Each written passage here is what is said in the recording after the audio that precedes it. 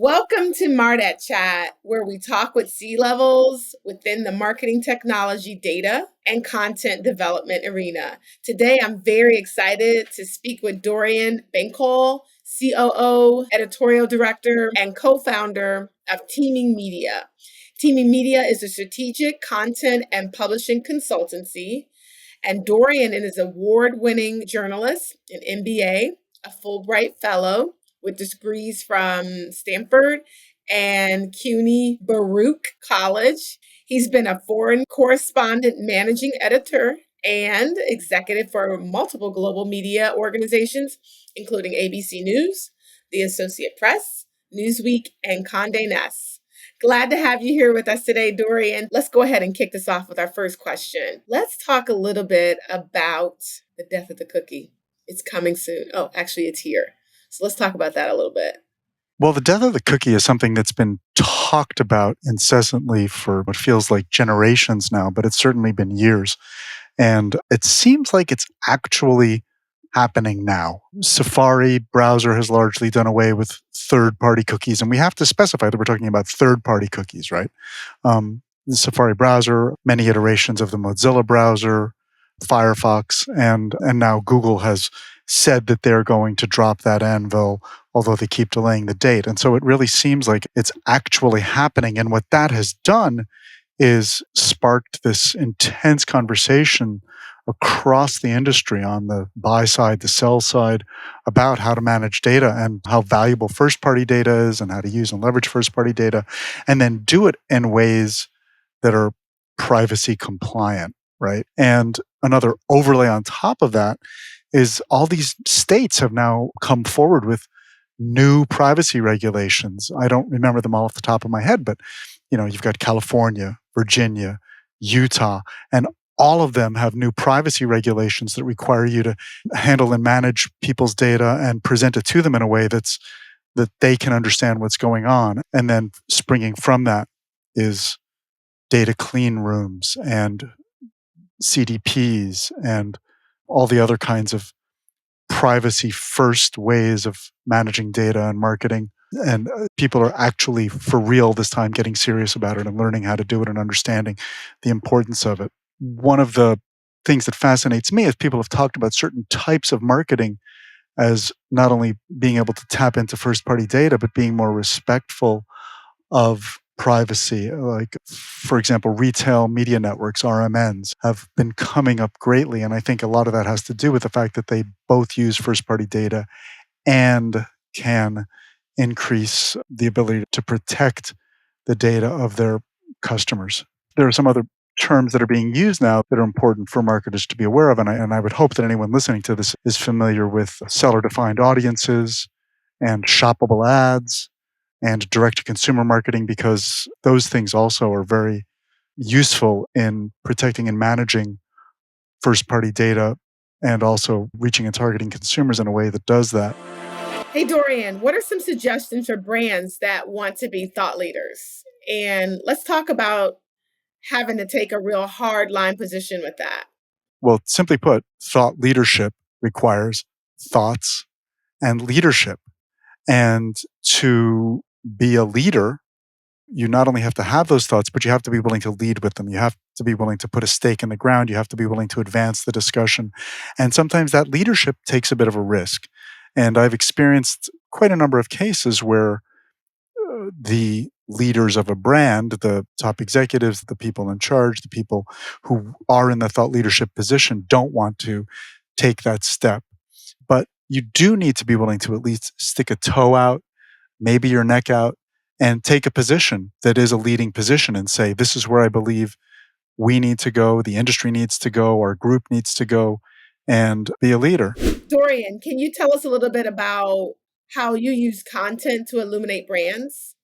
If you're a brand, presumably you stand for something, you have smart people, and those smart people have something to say. And they probably know something about how to say it. So whether they themselves say it or enlist the help of others, like my firm, to help them say it, content is really just an expression of those smart people saying smart things that are in line with the brand. And those are enticing and inviting and ways to, again, consistently do outreach and open relationships with people, gather information on them, and bring them in the fold. It's often thought of in the marketing context as top funnel marketing, but can also be lower funnel, even mid funnel and lower, because if you are able to learn more about your people and give them content and continue to entice them, you can continue to have those content conversations with people when they're further down the consideration chain. And even already in a commercial relationship with you, the content can reinforce their relationship and make them feel better about the relationship they have, the commercial relationship they have with you. So the world has evolved, and there's a lot of different ways of gathering ideas and content and thought leadership. We're in that revolution of change, right? One of the things you hear a whole lot about is AI and how AI is being used to replace people or to augment. I like to think of it as augmentation. Can you tell us a little bit about that and your thoughts? I would love to hear you talk a little bit about what you see, like what benefits do you see with AI and content generation? Well, AI is able to replace certain kinds of work. And for a publisher or a marketer, it does allow for certain kinds of efficiencies. If you just want basic, almost stock images, if you want to have some not terribly original bullet point lists, you can probably do them with AI as long as you have human beings overseeing it. So, what may have been 15 person hours of work may become half of that or a third of that or a quarter of that because the AI can do the first round of the stuff and then a human being can oversee it and view it. I will have an aside, a caveat here, which is that we don't yet know the legal implications. If you generate some images and those images are based on some existing images that are intellectual property of someone, there may be legal cases that test that. So you have to be aware of that and careful of that, not to use other work in a way that could be actionable. However, assuming that legally, ethically, and all that, it can work out, this can be helpful. But the idea that it's going to, so it can add these new efficiencies. That's not thought leadership, right? That's like I said, stock images, basic bullet point lists, descriptions. A friend of mine who does something similar to what I did had to do descriptions of awards, and Mm. human beings were doing those descriptions. There were, I don't know, 20 or 30 awards, and there were 100-word descriptions of each award. And he said, next time, if I could, I would have AI do it because it's just painful for a human being and it's not terribly original content. But again, that's not thought leadership. Thought leadership requires a human being. Now, you can have the AI gather, research, bring things to you, show you what's out there. But to actually have thought leadership, you've got to apply yourself and take the conversation to a place that the AI isn't going to take it because you are having thoughts and leading with them. And to advance the conversation by virtue, generative AI is based on what's come before and it's stuck in that past point. If you want to go forward, you have to bring thoughts to it that say, I will make this assertion that is something a human being can do that artificial entity cannot. At least not yet, not today. Exactly. I mean, I agree with that. I mean, I work with my clients and we use Einstein, which is an AI that's powered on the Salesforce platform. And I explain to them, you still need really smart people that's feeding the tech, giving them the proper prompts, lending their experience because the machine doesn't work in a vacuum and it takes it time to really learn to be helpful and useful to you. So I see the AI technology as a complement to your point to help things, tedious tasks go faster. And maybe we focus on more of the intellectual work that's out there. I hope so. It may mean Yeah. that you have fewer people doing rote work and more people doing higher value work. So, Dorian, you probably already know this. There's a lot of fear out there that AI is going to replace us, especially you in the content world. I mean, I would love to hear your thoughts on that, the way you use AI, some efficient use cases for that, and maybe just kind of hear your thoughts on what you're thinking about AI and replacing content creators. There's a story out there. I know you probably heard this one. I read an article about BuzzFeed and how they eliminated about 30% of their editorial team and replaced it with AI. I mean, I can't wait to see how that's going to work out. AI is it's an incredibly powerful tool. I do think it's a game-changing tool. That's not something I say a lot. There's often been a talk about this thing or that thing is the game changer or the thing that's going to make everything different. And there have been things that are influence or help, but to me, this is huge tool. This is, along the lines of a geometric shift. It's really meaning logarithmic. If you're looking at a graph, it's not just a little uptick, it's a real, because this allows you to, in what I do, for example, we're looking at artificial intelligence as a way to give us ideas, give us first drafts of certain kinds of copy, look at levels of copy, and look at ways of checking our own work. It doesn't allow you to use the AI in place of human beings, but it allows the human beings to elevate their work, to add the true value, be more creative, do less of the sort of lower level grunt work, things like that. And I believe that artificial intelligence is at the forefront of what I would call an intellectual revolution. We had an industrial revolution. So let me make an analogy. You would not expect anyone today to create their own thread, sew their own shirt. Even the people you buy the shirt from, you would not expect a human being to make that shirt entirely by hand, right? The idea of doing that without assistance of machines is almost absurd, right? And I think we're in the intellectual space moving into that realm because of assistive technology like artificial intelligence. And artificial intelligence is going to be doing those kinds of low level things that are analogous to creating thread, sewing. Human beings will no longer be filling in spreadsheets with basic data. Human beings will not even have to do the basic data gathering or even some of the rough cut edits of things. The artificial intelligence will do that, which again allows the human beings to do the things that truly add value, add creativity, add intelligence, even add strategic thought and heft. The limitations of AI? Well, it's a tool, and a tool like a hammer can be used to smash a window or build a house, right? And we will see wonderful and horrible things done with artificial intelligence. Today, the limits are those things that I said. It can't really be creative.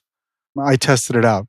I help manage a group of publishers of vertical media called the Verticals Collective. And I guess I might as well plug it a little bit here. If you go to verticals.co, you can sign up for the newsletter. In the last newsletter, we talked about artificial intelligence. And I said, write up something, give me some bullet points on this thing. That was kind of a standard question. It did an okay job. And then I said, do it with a sense of humor. And it was awful. It has no sense of humor. It has no ability to be anything other than generative of things that have come before. It can't, it has no real voice. It can sort of mimic another voice. So those are the limits today. It can't be truly original. It can't tell if it's right or wrong. It can't tell if it's accurate. If you just want sort of ingest these things and give me bullet point synopses, it can be fine at that. Maybe 8 out of 10, 9 out of 10. But if you wanted to really do something original, inventive, specific, true, if you wanted to have thought leadership where it's actually leading a conversation, having thoughts and leading, that requires a human being. Those are the limits. Whether those continue to be the limits, I don't know. And I'll even say something which is well beyond the scope here. There's nothing sacrosanct about the 40-hour work week. There was a time when it was common in America to have a 48-hour work week. And then we evolved to where a 40-hour work week was common. It could be that through AI and robots and whatnot, we evolve to 30 or 35-hour work weeks, maybe. I don't know. One concern I do have, honestly, about artificial intelligence is if it does take those sort of lower level writing, content creation jobs away, video production, writing, simple editing, things like that, how are we going to recruit and train the people starting out? And I don't have an answer to that question. And if somebody listening to this does, I'd love to hear from you. How do you bring people up who in today's world, if somebody would get started doing that kind of wrote editorial work and then graduate to higher level editorial work, how do you, in a world where there's not as much need for that, how will you handle that? I'm sure we will evolve to an answer, but I don't have the answer today, and I'd love to know it.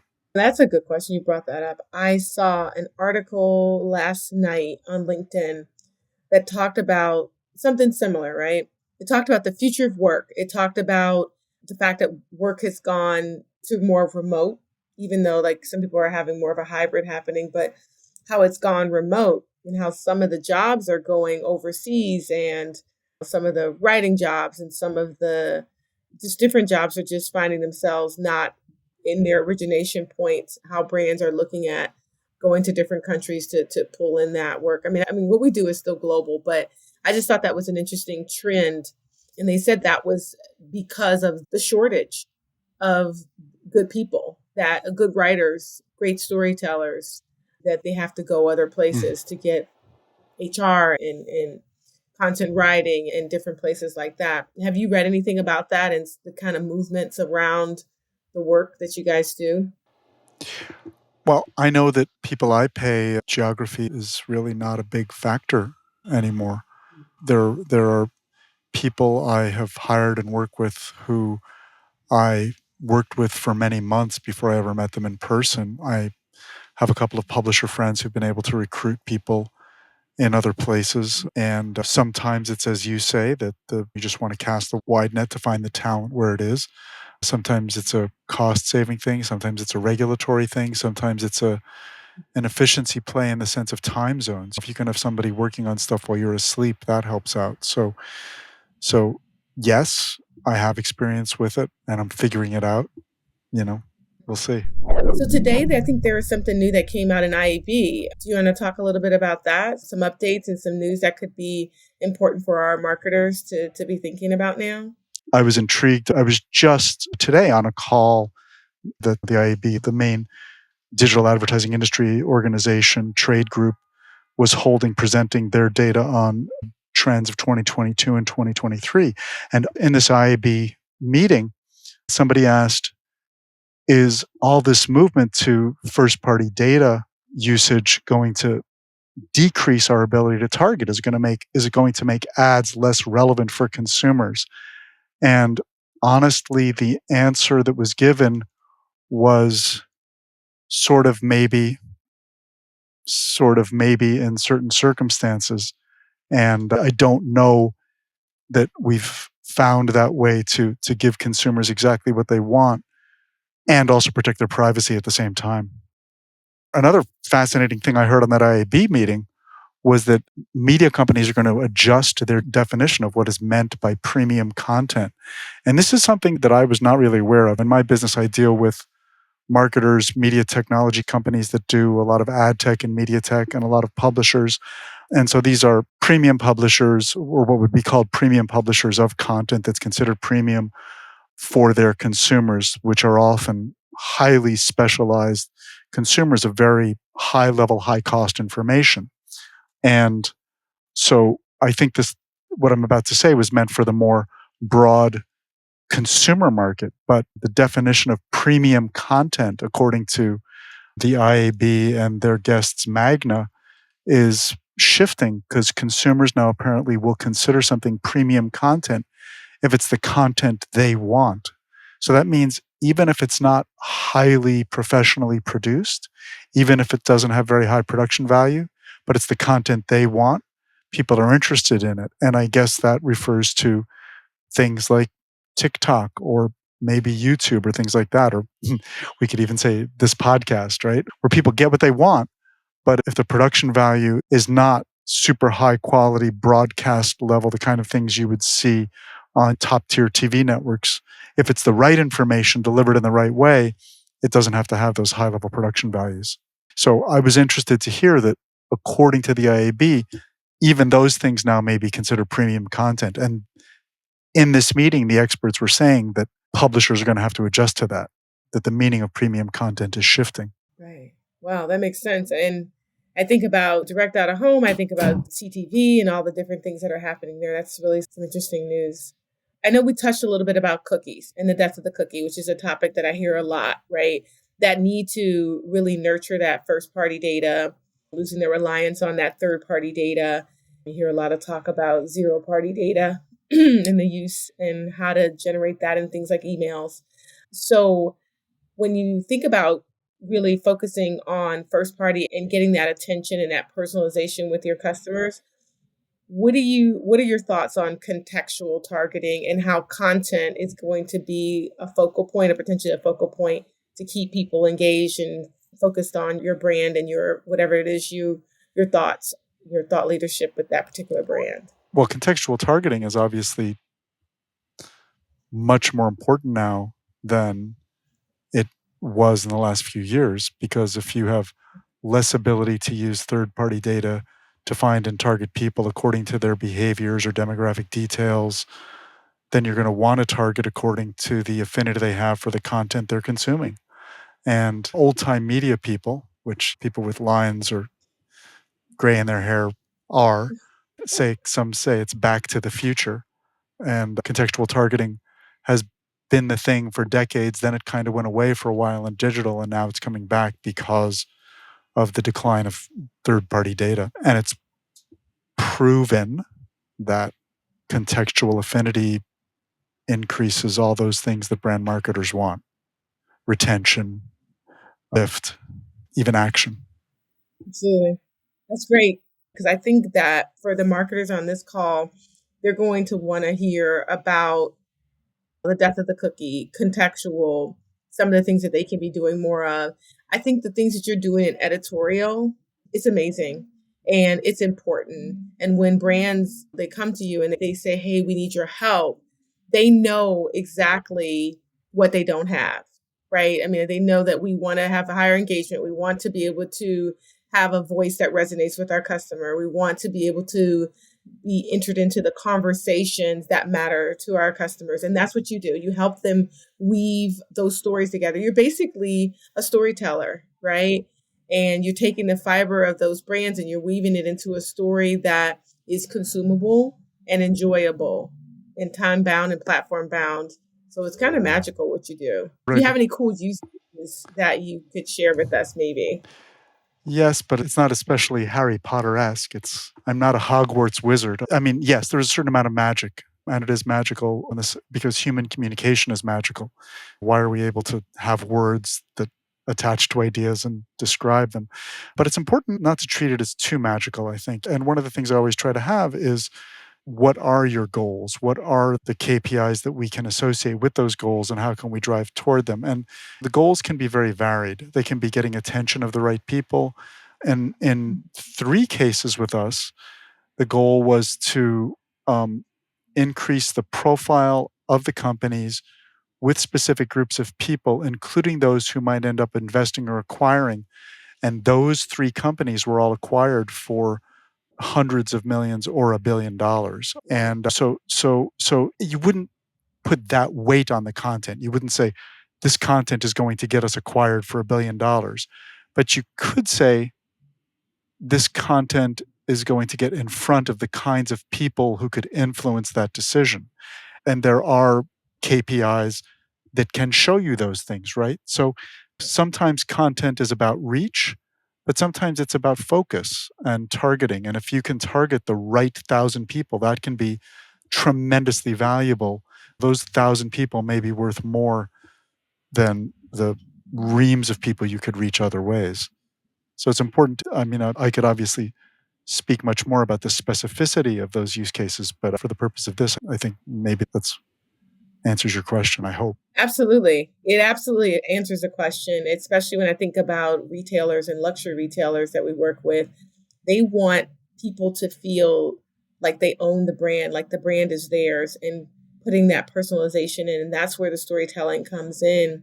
It's not just with the pictures, but it's also the words. So it's that nurturing feeling. And luxury brands, more than anything, they are interested in going very deep with the customer. They want to be that brand of choice, and they spend more time with that loyalty, and we set up loyalty programs for them, making sure that they're in those magical moments, those moments that matter to their customers, that they're a part of it. If it's weddings or if it's births or new job, how do their brands weave into the magic of that particular life? And content is a beautiful complement to that, putting the words with the picture. That's the story. So I definitely think that content creators like yourself, they're going to be around for a very long time because we need those storytellers. Those brands will always need that amplification, that spotlight, and that's what you guys do. So, Dorian, I think it's amazing what the work that you guys do. And I'm a writer, so maybe I'm a bit biased I'd say about so. that. Yes, I think so too. But it's okay. It's okay, right? So I really do appreciate you joining us Thank today, you. telling us a little bit more about content. And since I started my career as a technical writer, I am very happy that content and content creators like you still exist to help us understand the value of the brands and what they offer us. So thank you for that. I really do appreciate it. Okay. I Sounds don't think good. I left Thanks, love. anything. Take care, guys.